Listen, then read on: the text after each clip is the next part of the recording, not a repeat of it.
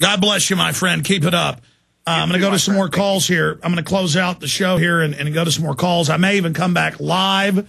I've got to do some international television right when the show ends, but I'm probably going to end up coming back live on the web streams only at Infowars.com and PrisonPlanet.com or on the free iPhone app if you want to listen. And we may fire it back up at PrisonPlanet.tv as well for folks. So look for me to be gone about 30 minutes once the show ends, and you'll get to hear me live on air today as this unfolded. And as we say, is it an accident? We hope it's an accident, probably an accident. As we then learn that the guy burned a house down, supposedly stole the plane, that he didn't steal the plane. Now the FBI has ordered his website taken down. Very suspicious. You'll get to hear all that broken down, and I'm probably going to pop back in. In fact, for sure later this evening, I got to talk to my crew. We'll post it at Infowars.com and PrisonPlanet.com because this is too big, too important. It's like on 9/11 when I ended up doing like 12, 14 hours on Genesis. This is just too important. So then, of course, we'll be back tomorrow, 11 a.m. to 3 p.m. Central Standard Time for all the AM and FM global shortwave satellite listeners. But now you understand why these subjects and these issues are so important. False flag terror is the key to everything the New World Order does. They're staged crises. They're fake global warming. They're fake swine flu. They're fake terror. This is how they get it done. And it's been declassified. This is how they get it done. Let's jam in some more phone calls right now. Who's up next here? Robert? All right, we're going to go. What I told Robert, he's going to be able to finish up. Go ahead, Robert. Yes. One of the things that I wanted to talk about this attack was how they use preemptive psychology.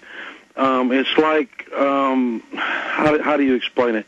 It's like they don't wait for people to get mad enough to do it themselves, so they do it and clamp it down before people start doing it themselves. Well, this is what they do. This is what they do. Exactly. I've likened it to the way they put out an oil well fire by rolling up a big wheelbarrow full of dynamite. The big explosion knocks it out.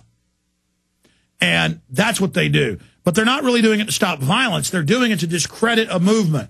Oh, look, you can't have states' rights. You can't have pro-Second Amendment. Those people are Tim McVeigh.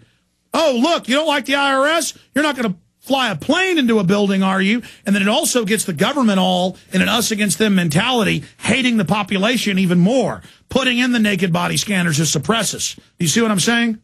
Yeah. It's like it's not that I condone violence or any way, shape, or form, but it's like, okay, if it got bad enough to people to start doing this stuff, they've done got your number, they've done said that you're crazy long before you've done it, so that you all... Exactly. No, exactly. They stage lots of fake terror, knowing that when they start FEMA camping and taking more people's children, that peoples are going to defend themselves. And then everybody's already labeled as terrorist. Very good point. Because they've already had all these senseless things against innocent people. I agree with you. Anything else? I think that this is going to be used against you personally. I think that they chose Austin to put the globalist, what do you call it, magnifying glass over Austin, and you're going to be the little ant right there beside that building. And they're going to say, you're the one that caused this. It was your words, your ideals, and you are going to be made an example of.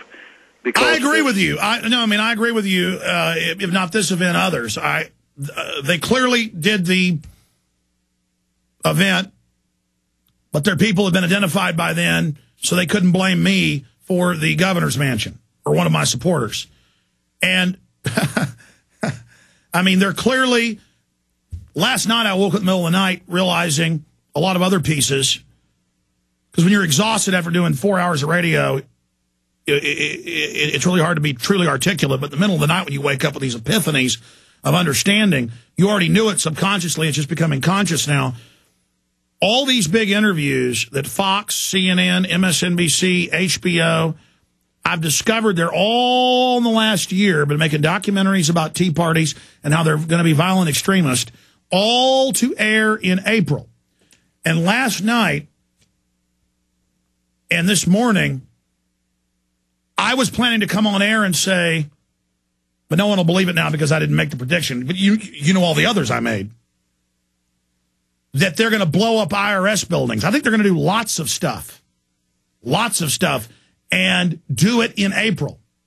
Blow up IRS buildings on April 15th or April 19th, or try to blow them up, and then they're going to have all these documentaries already made, ready to come out and demonize us when this is the big top story.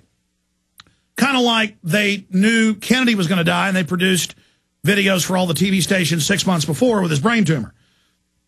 Kind of like U.S. troops were already massing all around Afghanistan in the 3 months before 9/11. I mean, they have to pre-position this stuff. And so that's the key to intelligence. Before I ever studied the declassified manuals on military intelligence in the field, how you gather it, the government can keep what it's doing secret in the actual manuals. But if you see an army massing across the line from you, that's a basic form of intelligence. They're getting ready for an attack. And, of course, then they know other armies understand that, so they constantly mass troops over and over again till you get conditioned to accept it. This is all a military scientific mind. People who say, oh, military intelligence, that's an oxymoron. Yeah, the military runs this country. They got guys up there with 180 IQs running the entire show, thousands of them. And they're all compartmentalized, and they've got mega organizational geniuses over that. And this myth that government's wasteful and bad and screws up. They always have stories about little things that are going on. It's all designed to be wasteful. It's all designed to bankrupt you. I mean, and I've got a good enough brain, and I've studied history to see their entire program. And let me tell you, it's unbelievable. I mean, to be able to know what they know, but I'm a good guy instead of a bad guy. I could have easily been one of them because I know how they think. Man.